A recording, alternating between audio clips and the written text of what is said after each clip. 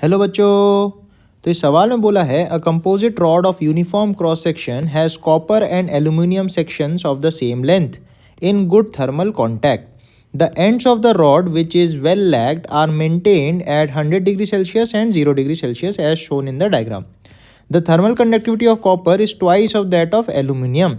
सो अपन से पूछा है which of the following graph represent the variation of temperature with distance along the rod in steady state. तो सबसे पहली बात, स्टेडी स्टेट में क्या होगा कि जो भी अपनी रॉड है उसमें से एक ही हीट करंट फ्लो होगी, बिकॉज दोनों ही जो है वो सीरीज में लगी हुई है, राइट. तो एक ही हीट करंट फ्लो होगी, तो आई अपन बोल सकते हैं, ठीक है. और इस साइड में जो कॉपर वाला है उसका conductivity twice that of aluminium. इसका अगर 2K ले लूँ तो एल्यूमिनियम का K होगा, ठीक है.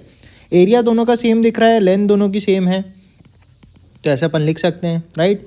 अब मैं अगर हीट करंट लिखूँ, हीट करंट होता है KA temperature difference upon along the length जिसमें हीट फ्लो कर रही है, ठीक है. तो अगर मैं कॉपर वाले के लिए लिखूँ तो करंट तो दोनों में ही सेम है, तो करंट लिख सकता हूँ 2KA कुछ डेल्टा T बाय L. तो अपन को डेल्टा T बाय L इसी की वैल्यू अपन को पता लगानी है, ठीक है, क्योंकि डेल्टा T ये बोल रहा है temperature with distance x along the rod in the steady state.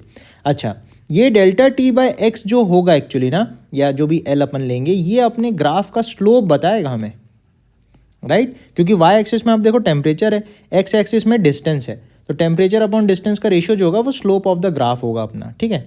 ऐसे अगर मैं स्टील के लिए लिखूं तो आई लिख सकता हूं KA delta T by L.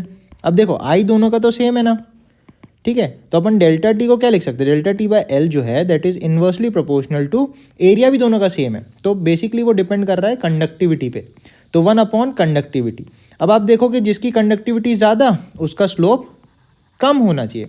और इंटरेस्टिंग बात, ये एक्चुअली एक लीनियर ग्राफ है. अगर मैं डेल्टा T बाय एक्स का ग्राफ सोचूं, sorry, delta T equals to IL upon 2KA, जैसे यहाँ पे मैं लिख रहा हूँ इसके लिए, तो आप देखो L वेरी कर रही है, डेल्टा T वेरी कर रहा है, बाकी सब तो सेम है मटेरियल के लिए, और एरिया ऑफ क्रॉस सेक्शन और हीट करंट तो दोनों में सेम है.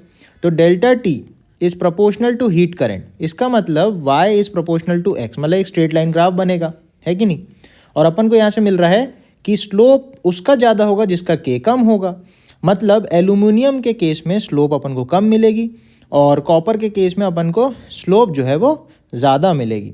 तो यहाँ से अपन बोल सकते हैं कि ऑप्शन D जो है वो एक्चुअली करेक्ट आंसर हो जाएगा, क्योंकि देखो इस पार्ट में स्ट्रेट लाइन मिलेगी और स्लोप जो है वो जैसे यहाँ पे हमने डिफाइन किया उस तरीके से यहाँ पे हिसाब बैठ रहा है.